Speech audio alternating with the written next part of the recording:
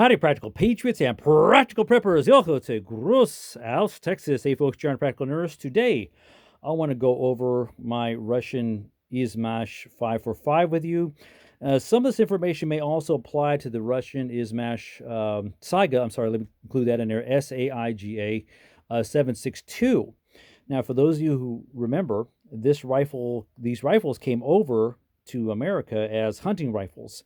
And I have been on a little bit of a journey to convert this thing back.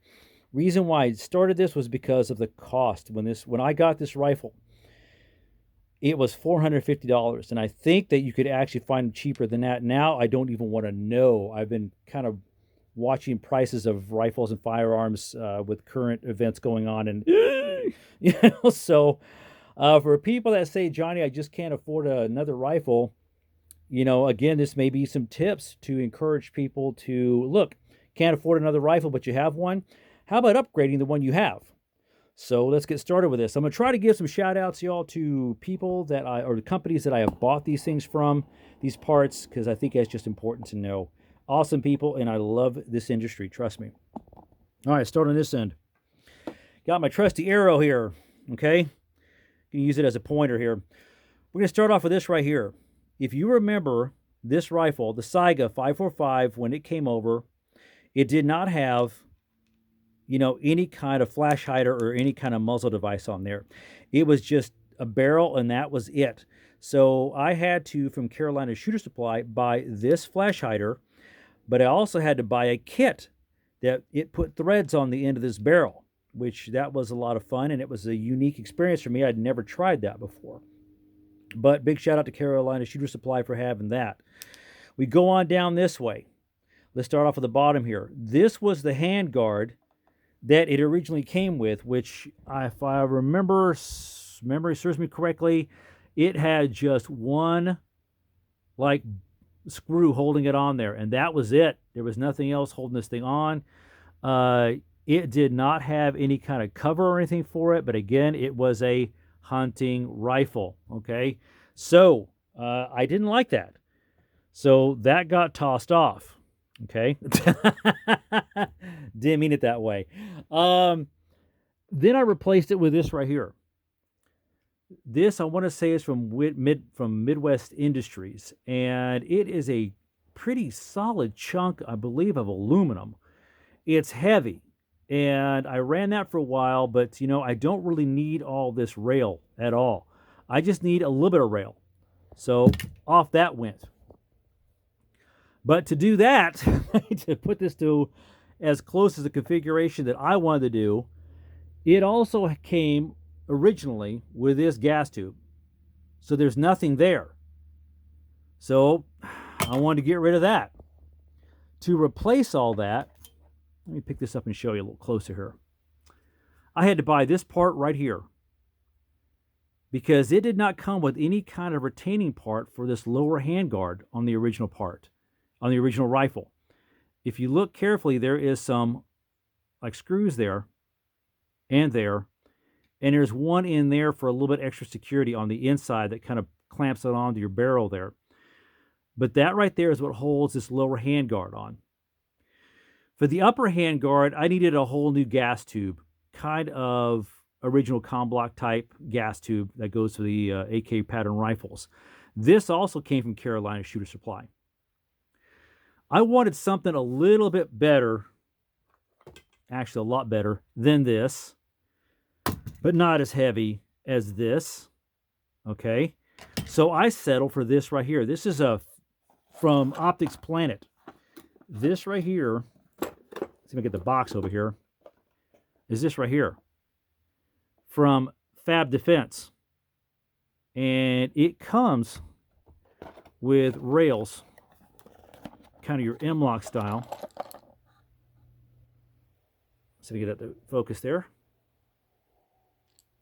Okay, pretty good, interesting shape one too here. Okay, I did need, I suppose that one would be one that would go forward. Now, all I wanted to do was just secure a light on there. And this is the light I chose, also from Optic Planet. This is the M-Force light.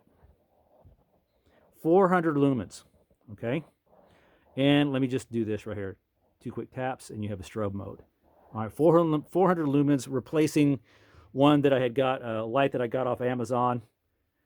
That only had about 70 or 100 lumens. But I really like that light so far over there.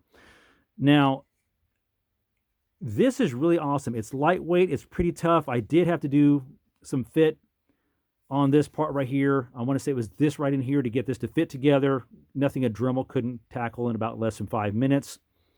This did require a little bit of fit right here where it joins up with the gas block. No big deal. A little bit of a file time, and it just fit just nicely on there. Okay.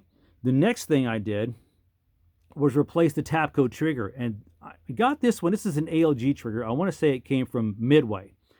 The place that's got the advertisements, that's got the really nice gentleman, kind of grandfatherly, thank you for shopping at Midway. That guy, that place, okay? I like how this is. There's one of my favorite YouTubers, Clayco47. He recommends these. And, well, thank you, Buddha, for posing in here while you can. One thing I don't like about a lot of what I call proprietary hammers for the AKs is that they come with these ridges. See if I can get in here with this. And I just basically took my Dremel and a file and just try to knock those ridges down. I just don't like them. And so I just kind of knocked that down, and I haven't really taken this out and played with it much yet. But I can tell you this. Yes, absolutely. It does kind of smooth up that ride, for want of a better term. Kind of takes the speed bumps out of the way. Doesn't feel so much like a washing machine that's got a unbalanced load in there. That's to me what some AKs fire like, and I don't really like that. But that was that. Next was this again from Midway.